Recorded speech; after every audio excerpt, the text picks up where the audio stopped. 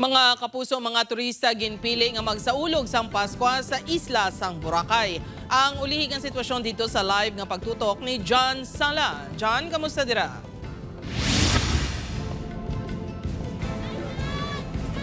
Jerd, subong nga hapon mas nagdamo pagid yung mga turistang nagpadulong diri sa isla sang Boracay agod nga magselebrar sang Pasko.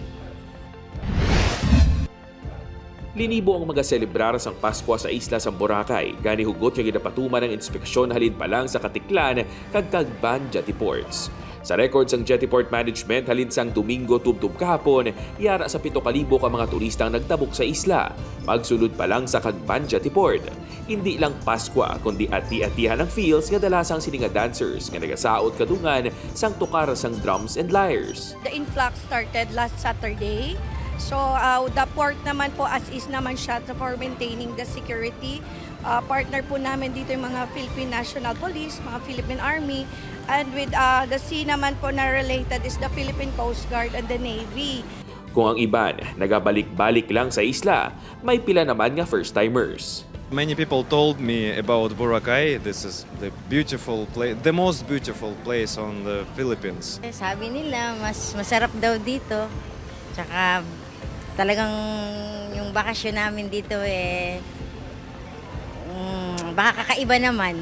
Bilog naman nga pamilya ni Marifel ang iya gindala sa isla. Sa una nga adlaw, gin-enjoy gid nila ang matinaw nga tubig kag White Sand Beach. I came here with my family all the way from Beijing.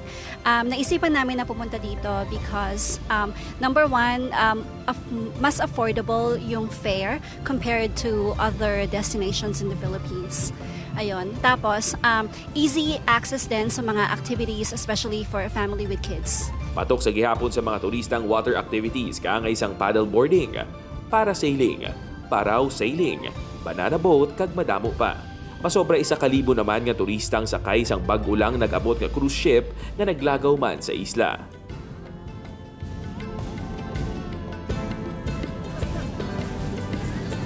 Jert, excited naman ang mga turista para sa nightlife diri sa isla sang Boracay. Bukod ginalauban nga ang mga establishmento, kaangay nilang sa mga bars, ang mga patigayon sang mga Christmas parties agud nga magsugalaw sang Pasko. Pahanumdum naman sa otoridad sa mga turista, ilabi na ang mga nagapadulong sa mga matawo nga lugar nga siguraduhon ng ilang mga gamit agud nga hindi mabiktima sang mga kawatan.